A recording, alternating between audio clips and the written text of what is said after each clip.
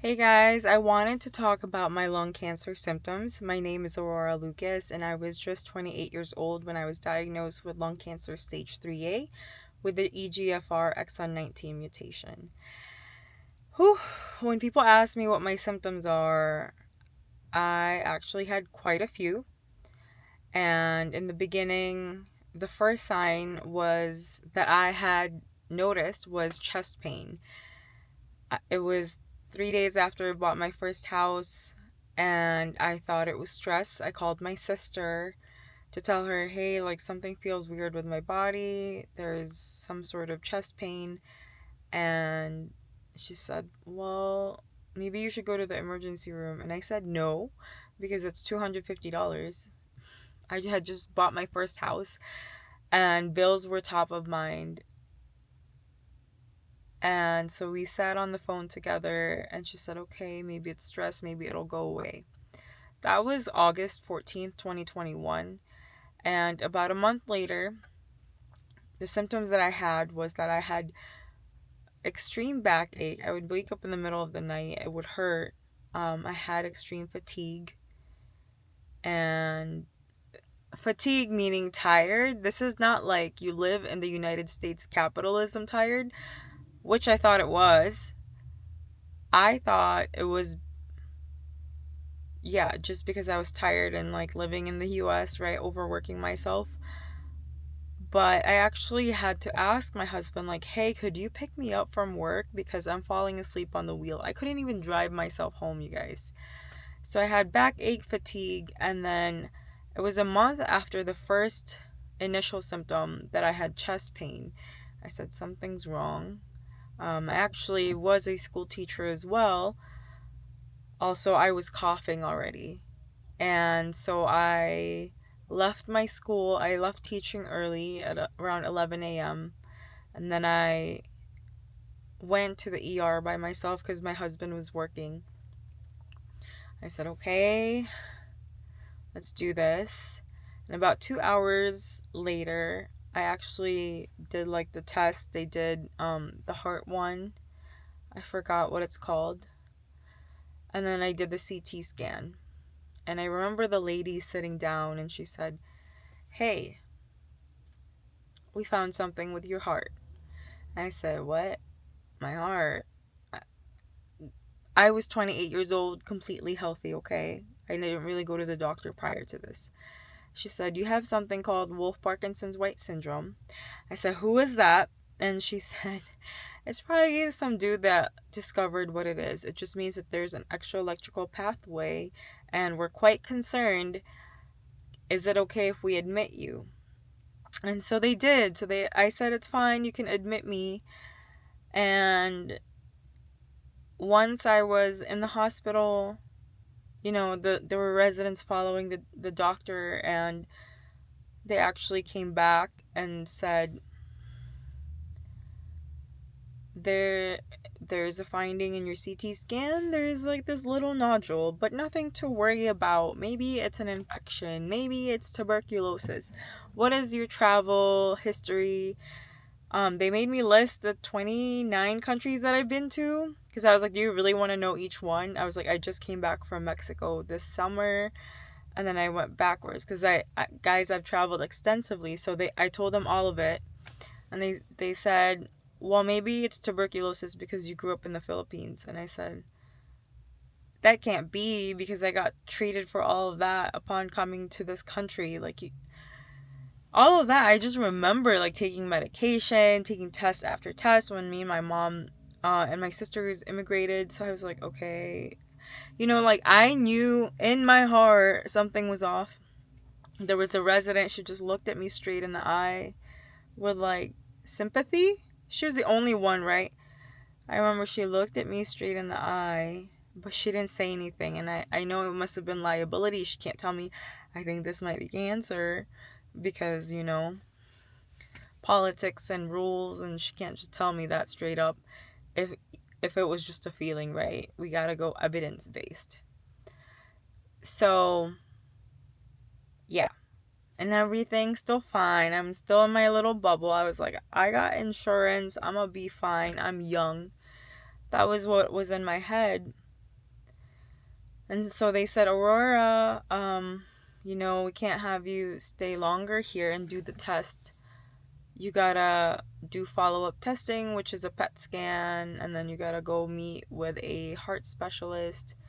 So, okay. And then the nightmare happened. The nightmare happened. They said I started getting phone calls while I was at work.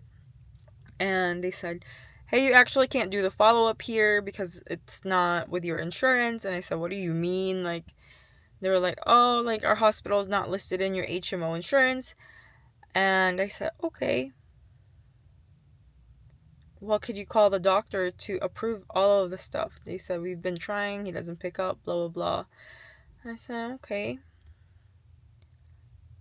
And, I thought it was fine. So I was trying to push through it. It was actually my coworkers who were like, Mama Ortega, I remember. She was like, Aurora, like, you're coughing. You don't sound okay.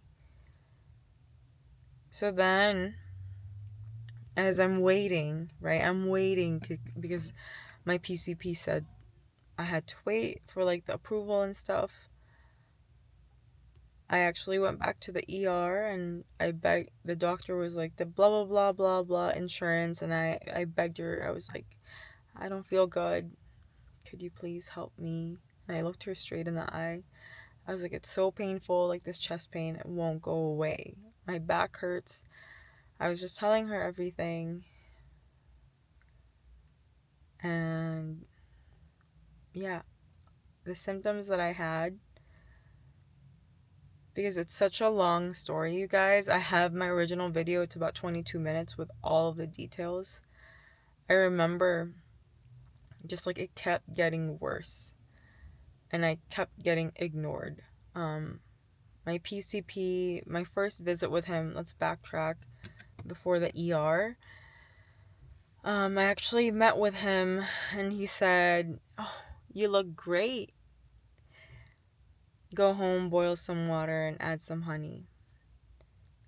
And I think back on like the medical neglect, medical gaslighting, and my voice was so stifled because I trusted that a doctor, an authority figure, would actually kind of care about me.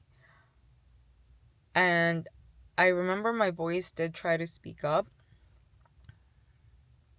but I didn't know how. I didn't have the tools to advocate for myself, especially I was going to these appointments by myself. My family's quite busy. And yeah, so overall, my symptoms started as initially chest pain, backache, fatigue, coughing. I could not talk like this. I would cough every other word. Yeah, those are the ones that initially started, and eventually it morphed into there were days I couldn't walk because I had joint pain. So, if you have any of these symptoms, I would say please write it down in a notebook.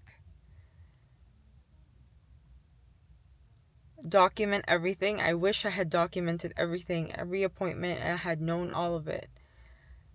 Because it's so blurry. Like, it's out there, right? I could backtrack, I could do this, but nothing beats documenting everything on your phone or documenting everything on your notebook, just for the sake of you, because it was such a chaotic time. And I remember maybe it didn't have to be like, I try to be gentle with myself about it, of not like documenting it, but I was just in and out of appointments, in and out of the hospital.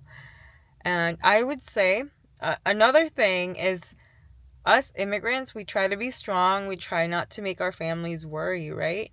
But please, like, tell somebody in your family about what's going on with you health-wise, even if you are young. My sister was trying to advocate for me in the beginning. She kind of knew what was happening. My husband kind of knew. But I was trying to stay strong, and I would go to those appointments by myself, and I was like, nothing's wrong, nothing's wrong. And there was something wrong. I would tell my sisters, but I wasn't communicating clearly. I wasn't really portraying how bad it was. My dad knew, and actually the one that pushed me was the whole village of my family. I have so many aunts and uncles. he kind of said it in passing during like a conversation with his family. Like, Ina's experiencing chest pain, she's coughing, she's having these symptoms, but he said it in passing, you guys. And if he hadn't said it, I don't know what would have happened to me. Because they were like, and you're telling this us now, like 2 months after she's been in and out of the hospital.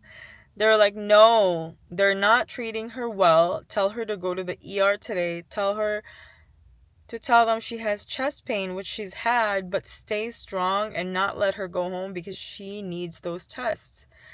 And they kind of are more aware of the medical system because they are nurses and they work in the hospitals. They know how badly, especially Asian people, are treated in these hospitals if you don't speak up.